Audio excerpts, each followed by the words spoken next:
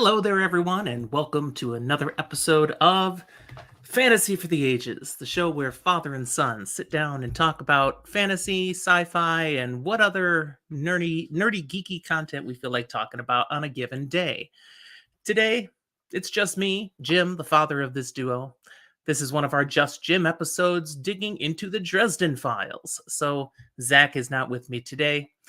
He is working on the Dresden Files now. Those of you who've been listening all through my reviews will be happy to hear that. And eventually, we'll do a to read or not to read on the Dresden Files. We'll also, I'm sure, dive deep into the magic system of the Dresden Files. We just got to let Zach get through some more of this goodness. I'm sure he can get them all the way done before Jim Butcher drops a next book. I want to thank you for being with us. If you enjoy what you see here today, be sure to explore all of our other content. If you're a subscriber already, thank you. We just love sharing the fun. But if you're new to this, take a look on the YouTube channel. We've got all sorts of different playlists, different types of content we put out. Of course, we share our love of the Wheel of Time. I'm having fun with the Dresden Files, and then lots of other odds and ends to explore and enjoy. So if you're new, if this is your first time, we do hope you'll like this particular video or give it a star review and a rating if you're listening in an audio format. And subscribe so you don't miss any of the content. I am happy to see that we continue to climb a little higher in our subscriptions on YouTube. Last I looked, we're up to 93. Great to have all of you here. I know some of you have been watching without subscribing. Come on, help us get over the 100 and hit that subscribe button. That would be just awesome. One of the things we usually do when we record an episode is talk about what we're drinking. I'm not drinking anything today, and there's a reason. It finally dawned on me when I'm doing these episodes without Zach and I don't have any other guests, there's no point in having a beverage because I can never pause to take a drink. It's not like I can just sit there and wait for you to say something. See how awkward that was? So I have to keep the content going. So I'll have something to drink when I'm done celebrating the episode that I just recorded for you all. I don't have anybody with me here in Discord today. Most of our patrons, our Patreon supporters, aren't current on the Dresden Files yet. I know some of them are working their way through it, and they'll get to this when they get this far. But I wanted to plug that. One of the ways you can connect with us further is get on our Discord server. Lots of people there talking about fantasy and sci-fi and the things we enjoy. But you could also choose to support our show on Patreon. We have a Patreon page. Just look, patreon.com, Fantasy for the Ages. And for as little as $1 a month, you can be part of our live recordings. You can be with us on Discord, chatting away, interacting, trying to break our train of thought, whatever works for you to have a good time as you participate in our recordings. So I encourage you to look into that. Now let's talk about what we're here to do today. Book 16 of the Dresden Files, Peace Talks. Spoiler clarification on how this works. I will spoil the heck out of this book today. If you have not read Peace Talks, go away now. Come back after you've read the book. If you've read it, you're here in a happy place today, and we're just going to talk about the goodness that is this book. I will reference things from previous books, although there's so much to talk about in Peace Talks that I won't get to spending much time on previous books.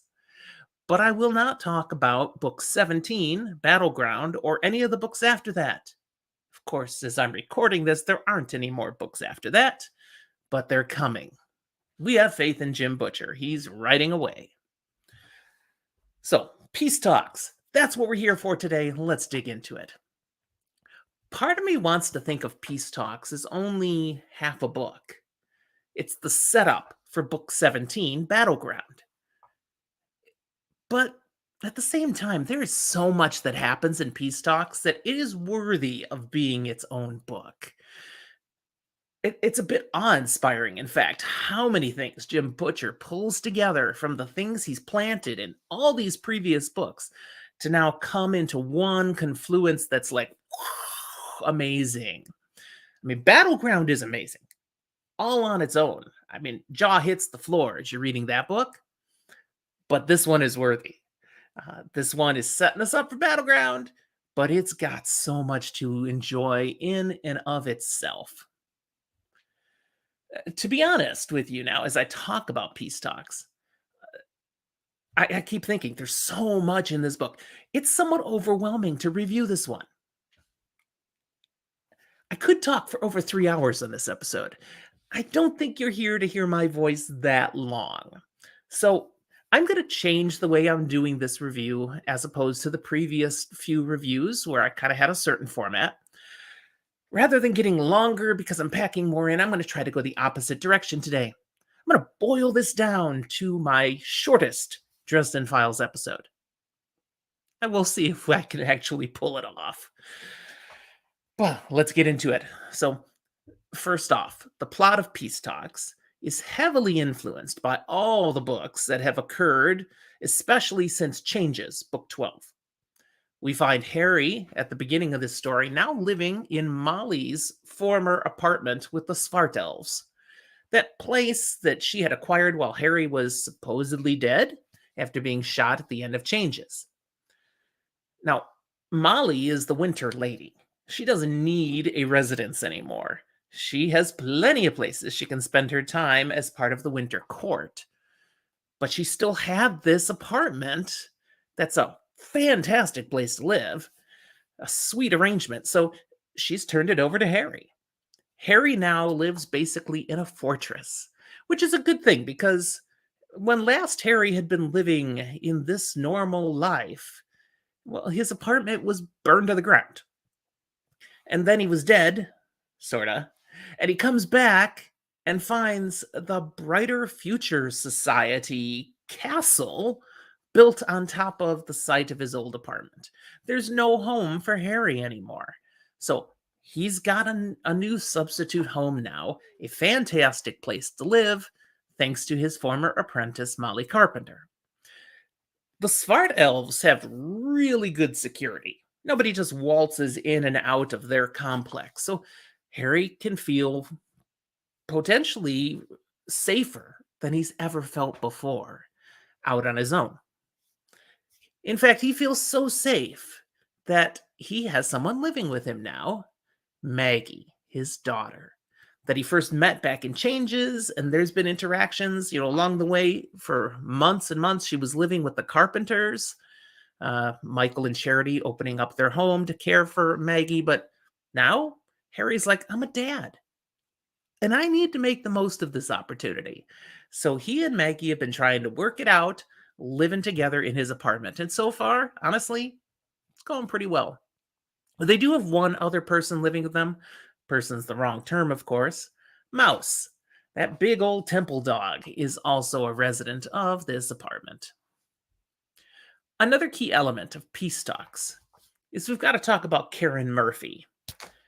Now, Murphy, as this story starts out, is still pretty banged up due to the actions of the previous book's Skin Game. Because hanging out with Harry and trying to manage amidst the supernatural powers that he works amongst, that can take a toll on us measly mortals. If you recall, in Skin Game, Harry asked Karen to be his backup. He was stuck in this situation where they're going to do a heist. They're going to break into a practically impregnable safe fortress to get some highly valuable items, and he has to work with frickin' Nicodemus of the Order of the Blackened Denarians. And of course, he doesn't trust Nicodemus at all, but he had no choice. This was his services were promised by Queen Mab, and as the Winter Knight, he had to do it. But he gets the arrangement that he can bring someone with him. He specifically asked Murphy to be the one. And she's like, why would you want me to come with you? I have nothing I can contribute in the midst of all these supernatural powered beings. And his answer was, exactly. You don't have any of that supernatural stuff, but you've been hanging with these kinds of things. You've learned to be really, really attentive. Nothing gets by you. That's what I need for the person watching my back, so nothing gets by me. Harry, in his mind, I'm sure, believed he would be able to keep them safe then. That's not how it went, unfortunately. And before they even get to actually pulling off the heist, Murphy has been seriously injured. She's been hospitalized. She's out of the fight. Harry feels very badly about that, of course. And here, as this story comes along, he's still feeling guilt over his choices that got Murphy dragged into something. And she's still really, convalescing. She's got a ways to go still. She is nowhere near 100% now. Who knows? Maybe she'll never be 100%. And this was a woman who was going, toe to toe on the practice mat with frickin' Valkyries. But yeah, she's got to take it a little easier now. Nevertheless, Karen is not holding this against Harry. In fact, she's a little ticked that Harry feels bad about her condition. She's like, hey, I'm a big girl. I make my own choices. You didn't drag me into that situation where I got hurt. I actively decided to come with you. So let it go. Besides letting it go, they have continued to develop their relationship a little more, so they have let their inhibitions go too. And we get to see here their relationship has grown considerably, and they are a bona fide couple now. We can safely say that. In fact, we get to see such being a couple, coupling, right here in the book. In that actual scenario of happening right here on the page, more or less, plays a key role in the plot coming up shortly.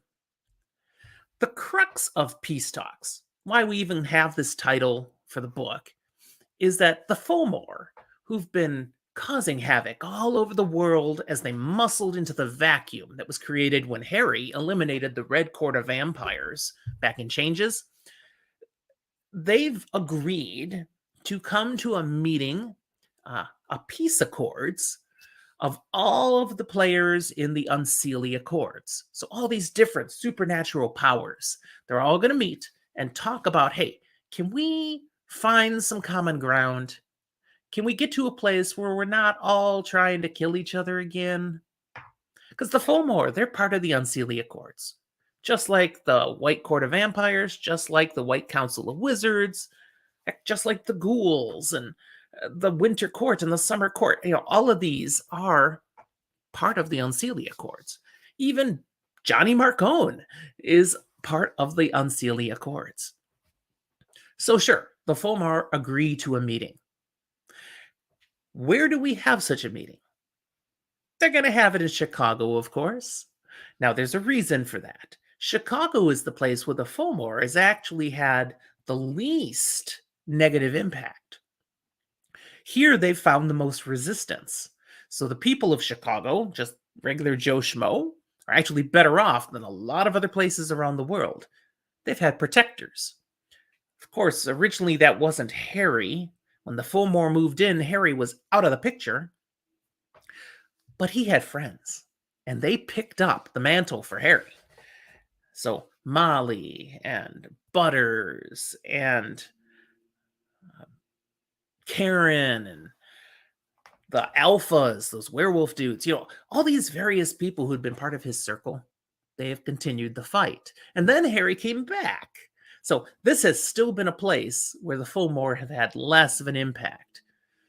Baron Marcone, previously just known as Gentleman Johnny Marcone, the head mobster of Chicago, but he was, in a previous book, allowed to become a signer, a signatory of the Unseelie Accords. So this is his fiefdom, Chicago. He will host the peace accords.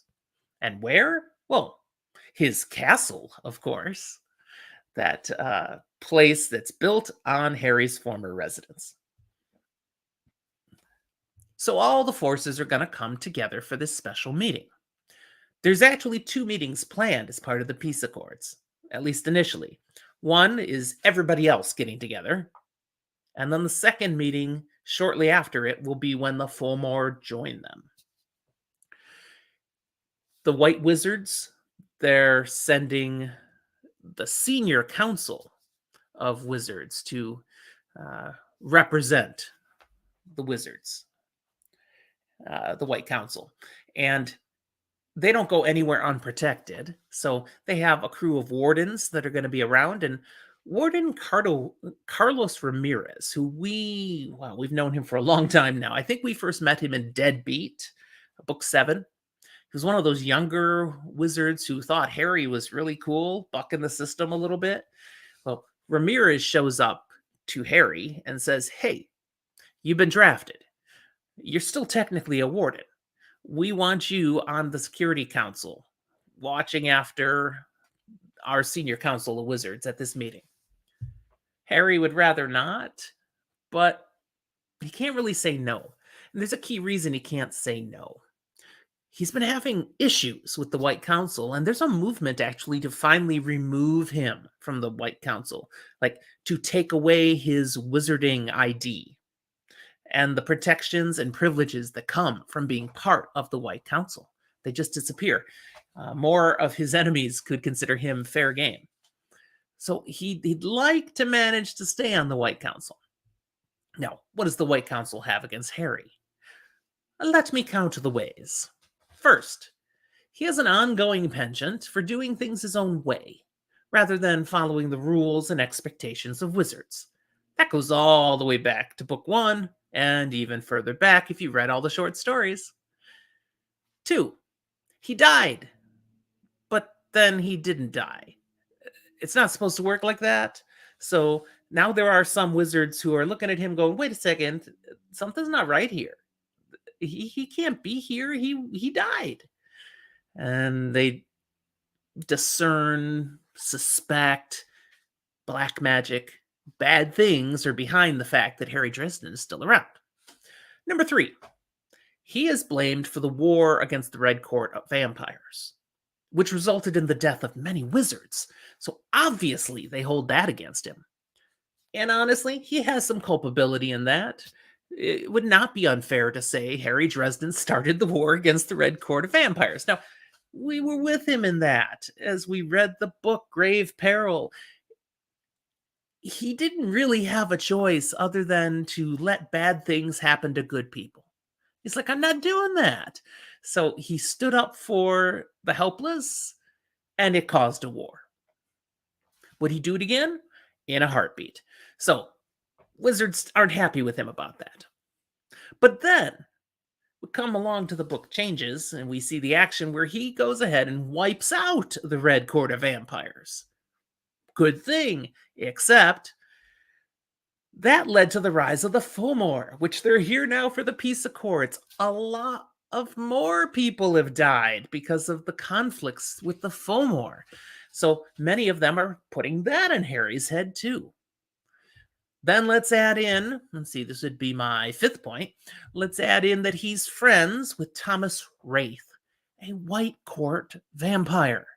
Okay, you already had shenanigans with the Red Court, but now you're being all friendly with the White Court, with this Thomas and others involved. I mean, Thomas is brother to Lara Wraith, the power behind the White Court of Vampires. They don't understand this. They don't like it. It looks fishy. Now, of course, most of the White Council of Wizards do not know Harry and Thomas are half-brothers, that they have the same mom. And it's probably good, because if you have to say, no, you don't understand. It's not that I'm suspicious, and then that you can't trust me. It's simply my brother is a vampire. Yeah, that would go over great. So he's kept this secret. But that just leaves people confused, and if they don't understand things, they don't trust it.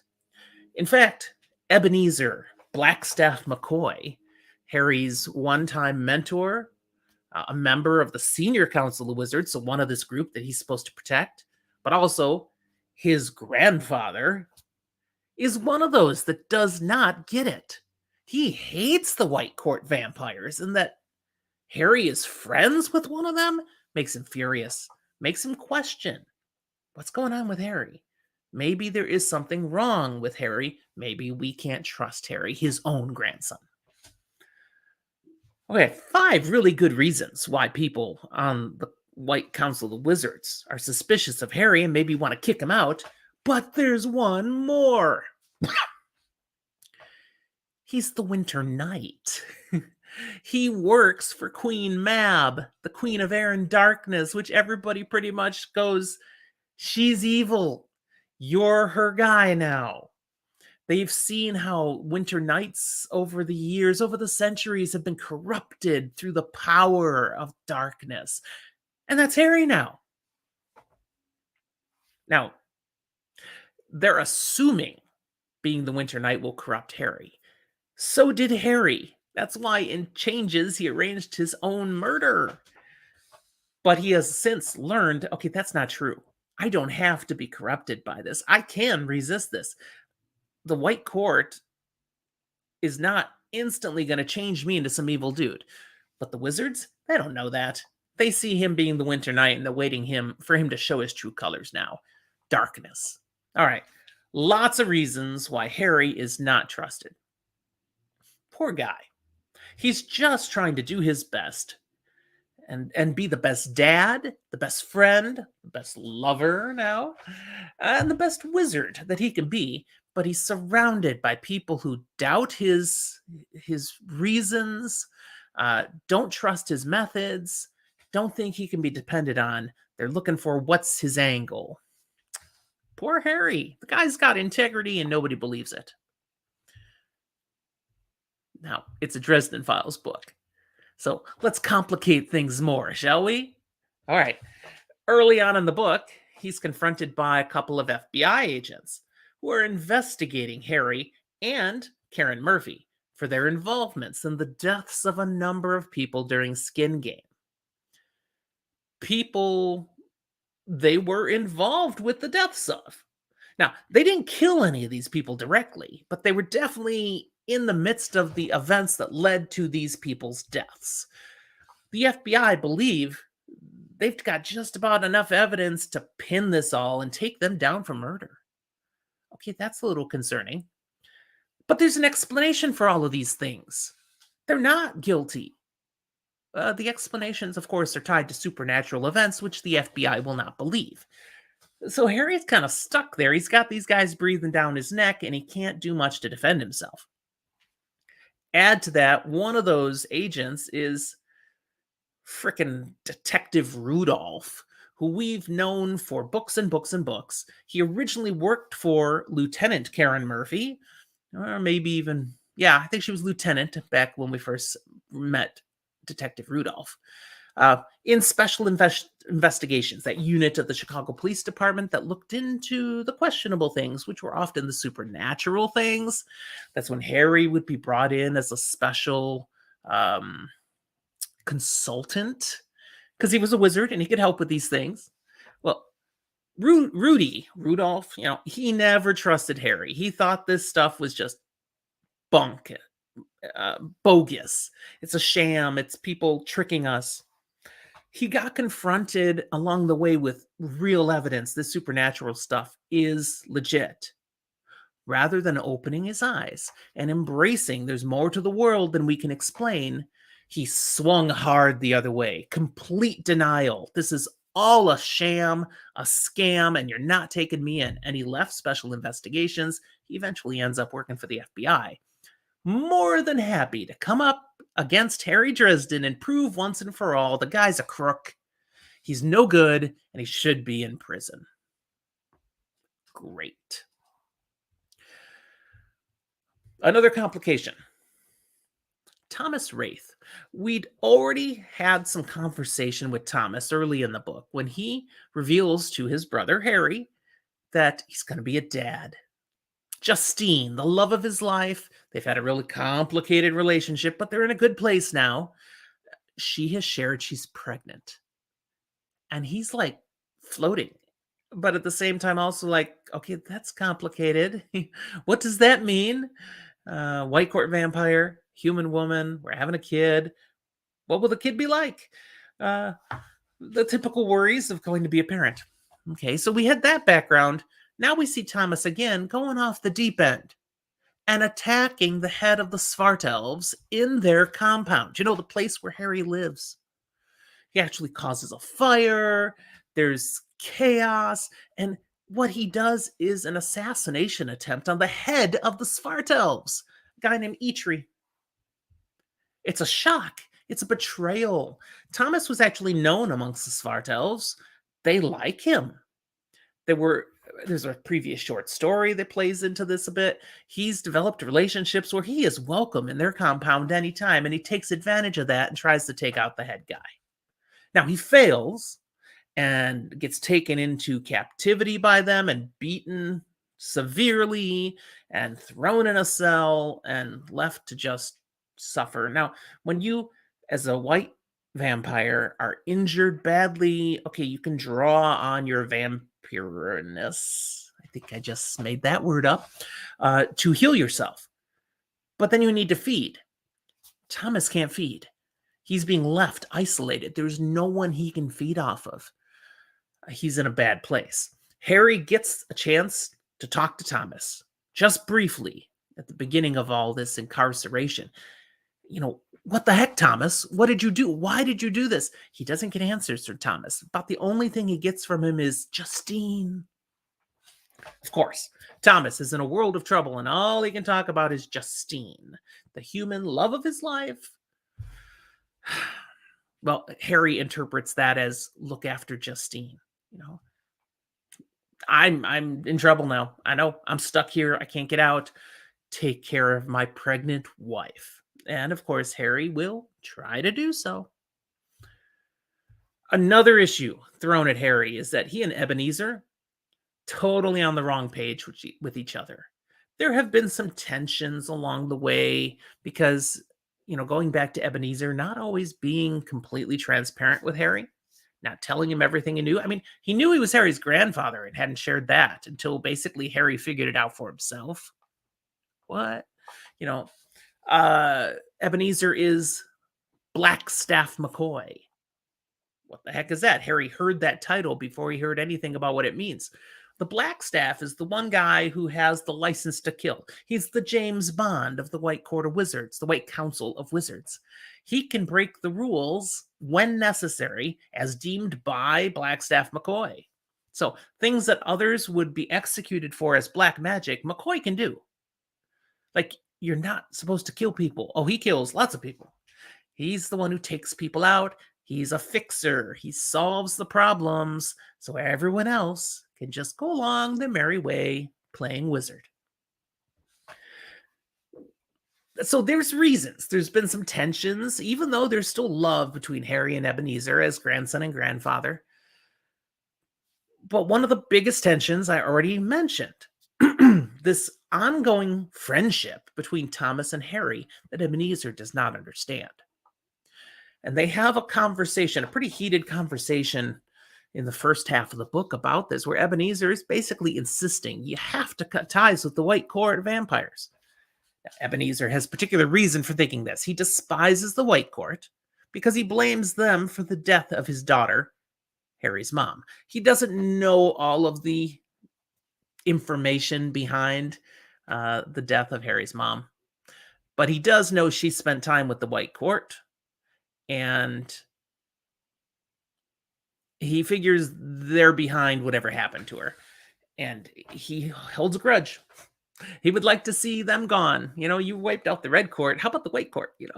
But instead you're friends with them. And not only is he friends with Thomas, that leads to his ongoing relationships with Thomas's sister, Lara Wraith, who's the leader of the White Court of Vampires. So Ebenezer doesn't understand this, and he tells him again, Harry, you are meant for bigger things, better things, more important things. You gotta cut ties with the White Court. There's no good to come from that. And as part of trying to convince Harry to let go and move on, he explains to him about how Harry is starborn. Now, we've heard this reference before, but now we get a specific detail on it.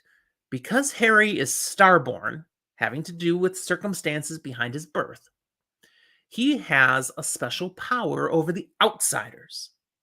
Now, the outsiders, big bads that have been lurking and looming in the background for a number of books now.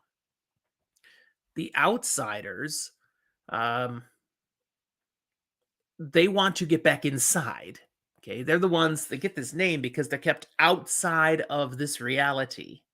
And there are actual walls where the winter court of the Fae are constantly at war, keeping them outside.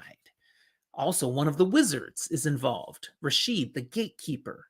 That's what it means, the gatekeeper. He's at the gate on those walls, helping to keep the outsiders outside.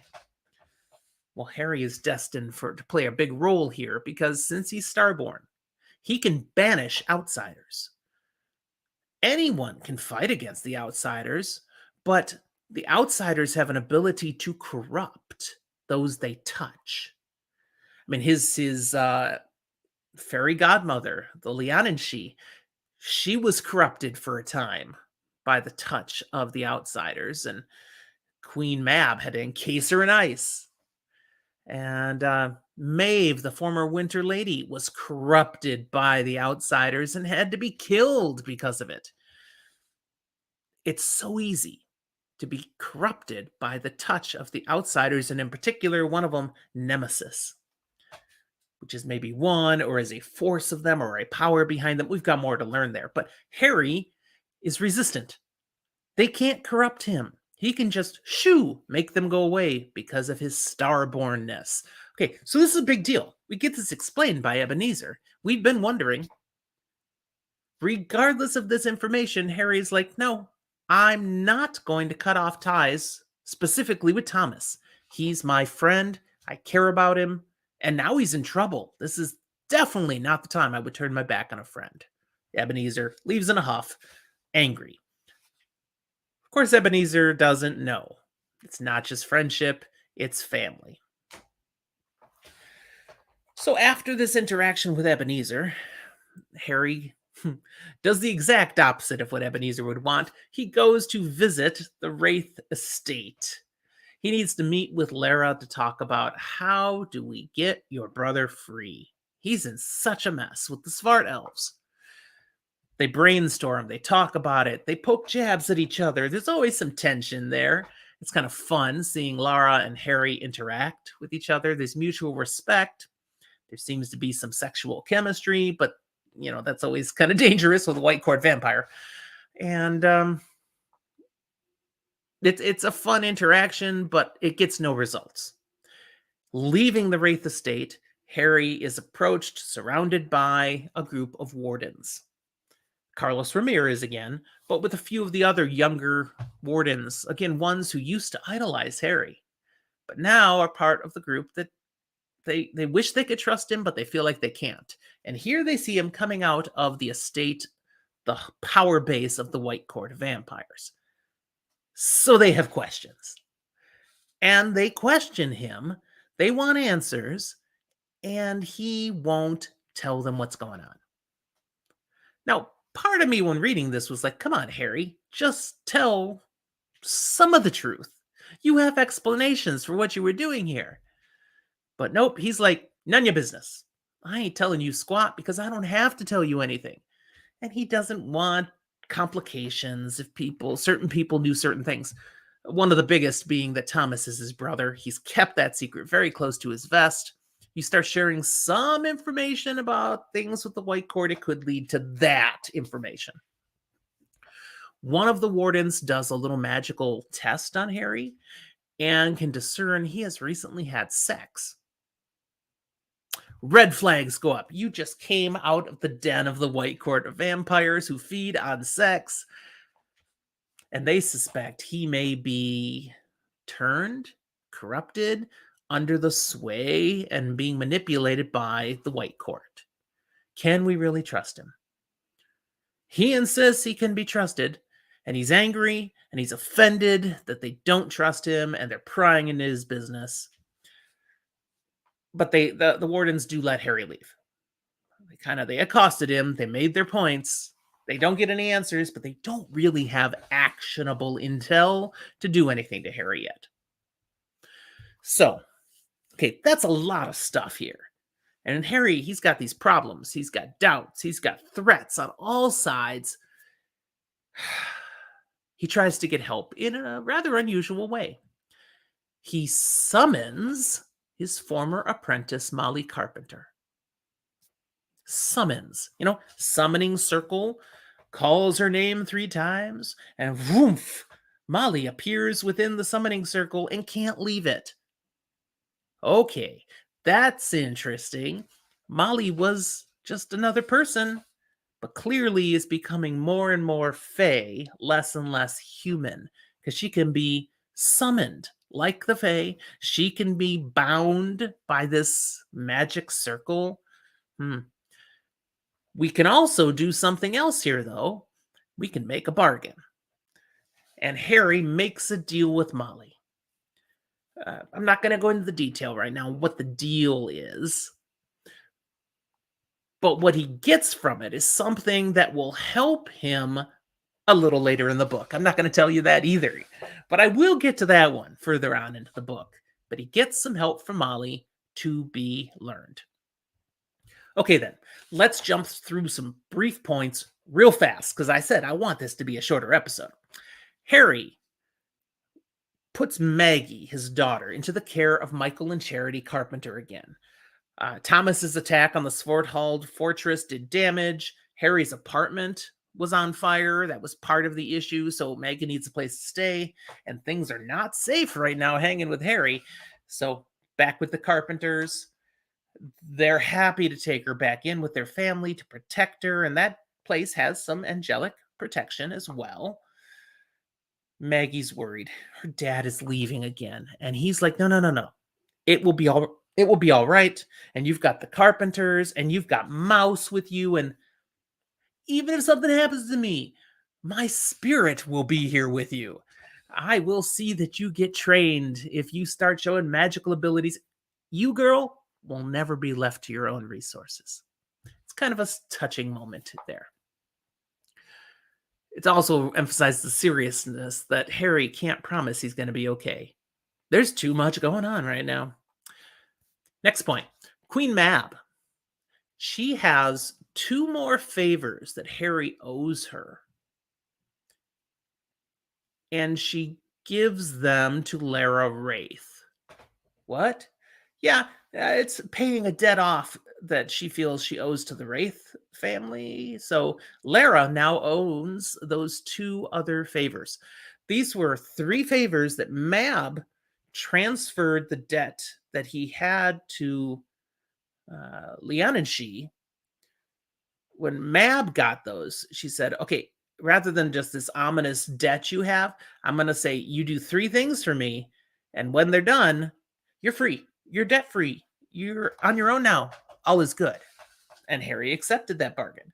Well, he'd already paid 1 of them. Now he's got 2 more. And now they're not Mab's anymore. They've been given to Lara. She's going to use them both pretty quick here now in this story. The first favor is pretty simple. At the first meeting of the peace accords, where all these Unseelie representatives come together, Harry is asked to arrange for and make the introduction of Lara to Gregory Christos, who's one of the senior council members of the White Wizards, who does not like Harry at all. And Harry doesn't like Christos either. He suspected Christos of being bad news. But Christos is a politician. So he's kind of like the lead voice for the Wizards in this peace accords. But not only meet Christos, but meet Etri. Now, Etri, I mentioned him before. That's the guy Thomas tried to assassinate, the head of the Svartalfs. So Lara wants to meet the guy Thomas tried to kill. That's not an easy ask. Hi, I'm Lara Wraith. Yeah, my brother just tried to kill you the other day. Hey, how you doing? How's it going? She has a motive here. She wants to try to smooth things out a little bit and see if we can get past this big old misunderstanding, and make things a little easier for Thomas. De-escalate the tension. Well, Harry is successful. He does get them talking, and there's one debt that's taken away. One of the favors are paid. Also at this peace accord, then, Harry reconnects with River Shoulders, the Sasquatch that we met in a few short stories before this book. And in the last book, Skin Game, we had met the Janasqua, a more violent version of a Sasquatch. River Shoulders is of the forest people. The Janasqua followed the war path. Thinks the forest people are wimps. Well, River Shoulders and reconnecting with Harry, because they've had good relationships in the past, he has news for him. Yeah, he's here at the Peace Accords. The forest people are part of the Unseelie Accords. So he's representing them, but he tells Harry on the side, you know that Janasqua that you kind of went up against in Skin Game, and I know you think you killed him. Yeah, he's not dead. He's still alive, and he's gotten free. Now, free of where? Okay, the vault that they'd gone to break into was Hades' vault. It was literally down in hell. Okay, so the Janasqua was left there, seemingly dead. I mean, it was pretty crushing what was done to him, but he's a massively magical creature. We learned from River Shoulders, yeah, he survived that. I understand if you didn't think he did, but no, he survived that. And he's gotten free, and he's going to be gunning for you. So keep your eyes open. Eyes in the back of your head, Harry. This guy's going to show up again. Darn highly magical creatures. Yeah, that's not good news for Harry. Second favor of Lara Wraiths comes into play here too. And this will finally again fulfill Harry's debt. So this is exciting. This is positive prospect. But what is it? She's like, okay, you're going to help me break Thomas out. Okay, what? Hold on. What? Now, he'd like to help his brother, but he does not want to set off a war. And the Svart Elves, part of the Unseelie Accords, the White Court of Vampires, part of the Unseelie Accords, are kind of at each other tensely because one of them tried to kill one of the others, you know? And you want us to steal him out? Okay, she has made arrangements to ease the tension, part of that earlier conversation Harry helped arranged, so that Thomas is no longer in the custody of the Svart Elves. Instead, transferred to neutral territory. Whose territory? Baron Marcone. So he's actually in the prison underneath the castle of Johnny Marcone. The same location these peace accords are taking place. So here's the deal. She's going to say, we are going to make arrangements to steal, to break Thomas out right in the middle of the peace accords. That's what I want to see happen, and you are going to help me do it. Harry's like, this is a powder keg, man. One wrong thing and it all goes kaboom. But I don't have much choice. I guess I'll help. And this is going to be a big part of what's coming up in the rest of the book now. But I do want to point out, it's not enough to just get him away, because they'll come after Thomas. They're not going to let Thomas go. But they have a goal. If they can get Thomas out of Chicago and over to Demon Reach, Harry's special magical prison island out in Lake Michigan, he'll be safe. Harry's power is near absolute out on that island, thanks to his connection to the genus Loci out there, who he's, if you remember, named Alfred. No one would be able to take take Thomas without Harry's permission if they can get him out there. So that's the goal. We'll try to get him out to Demon Reach. By the way, I said that they have Thomas down in the prison underneath the castle. When they actually get to the point that they are going to try to break him out, Thomas, it turns out, is in Harry's sub-basement. Remember, he had his special lab down underneath his apartment. That's the only thing that survived the burning down of the apartment building, and Marcone just built his castle right on top of it. So the sub-basement, Harry's workshop, laboratory, it's still there. And that's where Thomas is kept prisoner. Now, to get Thomas out, they man, they planned this whole scheme of deception and misdirection so that everybody's watching different things. And uh, th- sadly, Harry mistreats Warden Ramirez with some of his magic, kind of pulls a prank, gets everybody's attention that way. And then they use some other magic to try to sneak out. And oh, goodness. And Queen Mab is complicit in it as well. And then they set up this key distraction that Mab helps with. And they also have the help of a Valkyrie. You remember Guard? Well, Guard has a sister, and she's here helping in this shenanigans. She's working for Lara Wraith. She'd been hired by that same Monarch Securities. And I don't want to describe it. If you've read it, you know what I'm talking about, this whole shenanigan. But I mean, a sex scene, basically. They come up with a sex scene to throw everybody off the set. It's great. But now we get to the most significant part of the story. As they've succeeded in getting Thomas out of the sub-basement and outside to Murphy, where she's at the getaway car, the Fomor arrive. They're here at the peace accords now, and they have come to drop a dramatic bombshell. On their side with them, in their company here, is Ethniu, the last of the Titans. Basically a goddess of ancient days. And with her power on their side, they're really not interested in peace.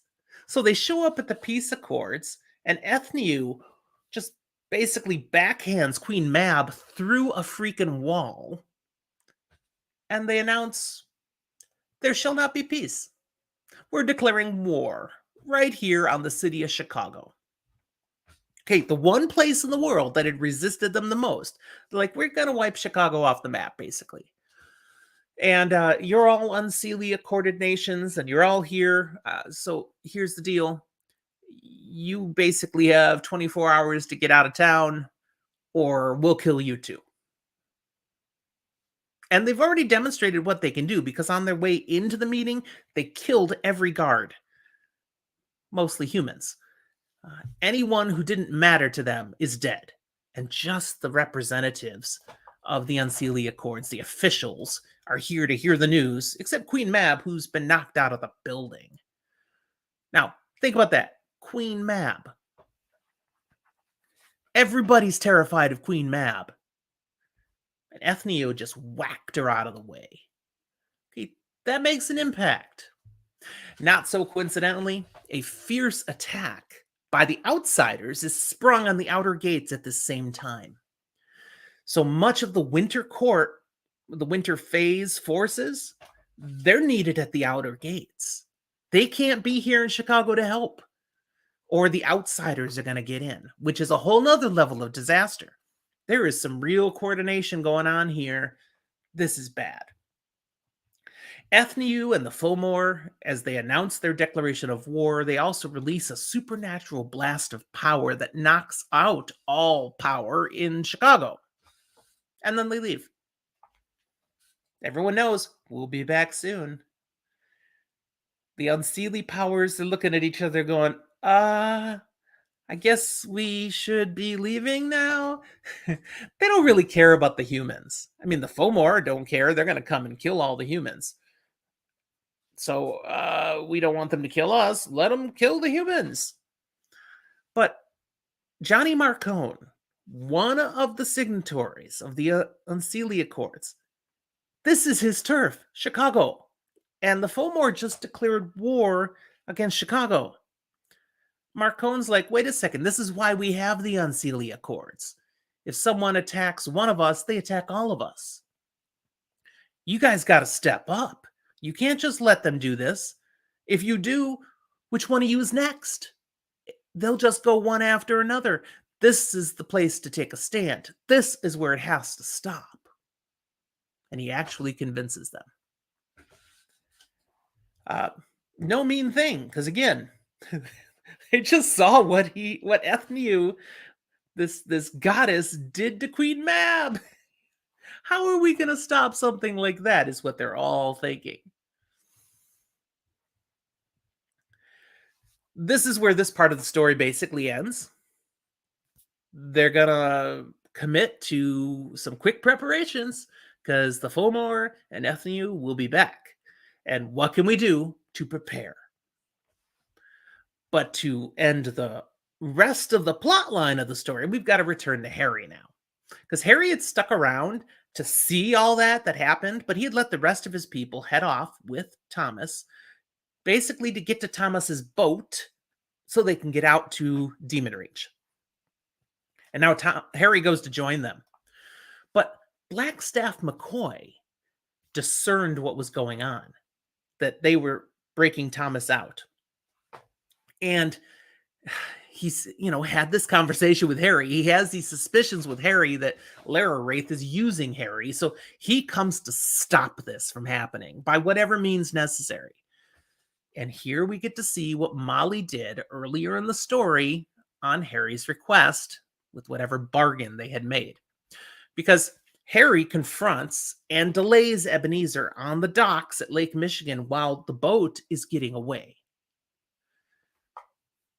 They argue. Harry is just trying to calm Ebenezer down and get him to understand you gotta let them go. And Ebenezer, he's the Blackstaff. He's gonna bring down some whooping on that boat and just, if it doesn't come back now, he'll sink it or blow it to smithereens. He can do that. He dropped a freaking satellite on a whole complex in Mexico back upon a time. We know there's nothing he can't do. As it becomes very clear, Harry is not going to stop Ebenezer. He plays his ace card. And he says, you don't want to do something to that boat. Thomas, on that boat, is your grandson. He's my half-brother. He's also the son of your daughter. Okay, this is too much for Ebenezer.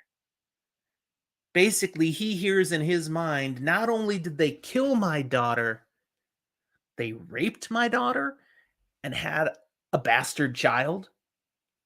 This has to end. And he just sends a big old zap at the boat in fury. And Harry leaps in the way and takes the brunt of the blast. So the boat is not hit. This is a mortal wound. And Harry collapses to the ground, and Ebenezer is stricken with grief. He's just killed his own grandson. As mad as he was, that is not what he wanted to do. And he's cradling Harry in his arms as Harry is fading away. And the boat is getting away. And then Harry turns into ectoplasm and oozes away. It wasn't Harry. Harry's on the boat. Harry got away. And he does, in his last words, reveal this to Ebenezer. It's not really me. Don't feel so bad. You didn't kill me. You tried to kill me, I think, but you didn't. So you don't have to feel too bad. Although, really, Grandpa? That sucks. Molly had arranged to create a dupe. A duplicate of the essence of the Never Never, ectoplasm, that Harry was able to psychically utilize like as a fully automated is the wrong word, a fully actualized puppet of himself. So Harry, way out on the boat, has been sending his thoughts into this creature. And then when he disconnects, it goes back to goo. The point, though, they got away. This does speak to what is this going to mean for their ongoing relationship. I mean, Grandpa just tried to kill me. Even if he didn't mean it, he kind of did it. But, okay, let's get back to them on the boat. They make it out to Demon Reach. Thomas is in terrible shape. Again, he'd already been consuming his own essence because of the hunger that must be fed. Well, along the boat ride, he's been feeding on Lara now. She's allowed it. Because otherwise, he'd be dead. There's nothing left for him to consume. He is in such bad shape. What can we do when we get there? Harry has an idea. He didn't tell Lara this ahead of time, but this is what he'd figured out. He has Alfred, his Demon Reach dude, put Thomas in one of the prison cells where he can be put in stasis. No harm will come to him there, but no help either. He'll just kind of be frozen in time, cryostasis. And the hunger will not be able to consume him anymore. So he will not die, but he's not getting help either. Now, Lara is furious at this move. She reads into this that this was your plan all along. You're holding him hostage. What do you want? What are you trying to force me to do? And he's like, whoa, woman, cool your jets. That is not my intention. I only want what you want with Thomas. I want him well again and healed and free. But we have no time to deal with this right now. There's a war coming to Chicago. I remember, Lara didn't see the ending stuff at the Unseelie Accords, at the Peace Accords. She was off with Thomas. Harry, really quick, brings her up to speed and says, we're about to be attacked by the Fomor, by a Titaness. We got to go help with that. I'm going to go help with that. And then he does say, so while I'm not holding Thomas hostage, just keeping him safe here until we have time to deal with him. But we're not going to be able to deal with him if I die in the Battle of Chicago. So come with me, bring your forces, help us fight, and keep me alive while you're at it, please, so we can come back and help Thomas. All right, Lara's not happy about this, but she agrees to do her part. She will work to keep him alive, and the whole goal will be so we can get back here to help Thomas. Before the book wraps up, Demon Reach, the island entity, shares something very significant with Harry. Okay, a Titan? You're dealing with Ethniu?